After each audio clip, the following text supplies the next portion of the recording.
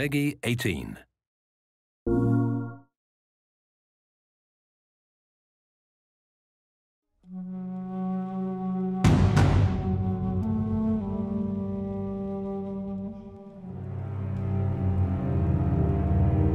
Don't make a sound. Quiet. This way.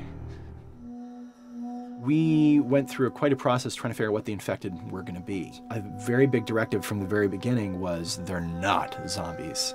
The early inception for it really came from a BBC video we saw called Planet Earth, where they were talking about a cordyceps fungus. As soon as we saw it, we were intrigued by the idea of what if it jumped to humans? In what interesting ways would it take over a human body and then force it to spread that infection? And we figured that the real evil in the game is the fungus. It's not the people. We want to see what kind of choices a human makes under that kind of pressure. There's him. So as we're trying to develop the look of the infected, we went through so many different iterations. Some that looked really alien and subhuman, some that looked just essentially like zombies. And we couldn't find like an original place for them. But one of our concept artists took a bunch of images of diseases or images of fungal overgrowth, and he kind of mashed it all together and he threw it on this person. It was definitely very challenging to try to convert that 2D concept into 3D, getting kind of the feeling right from all different angles. This isn't some decaying corpse on the ground. This is a living thing that's going to be coming after you in the world.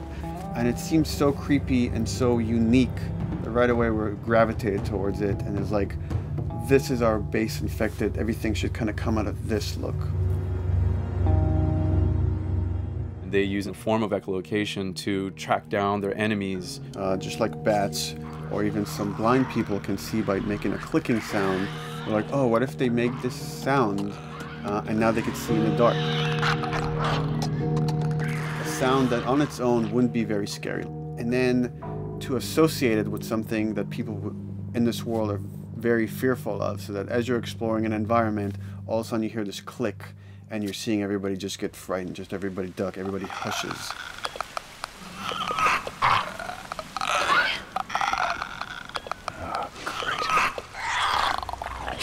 When the infected feels like it's going to die, it finds like a dark corner and it becomes part of the environment.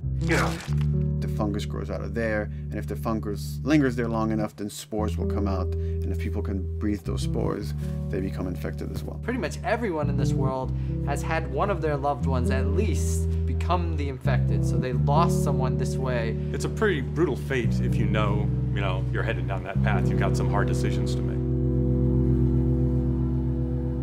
Yeesh. We actually made it.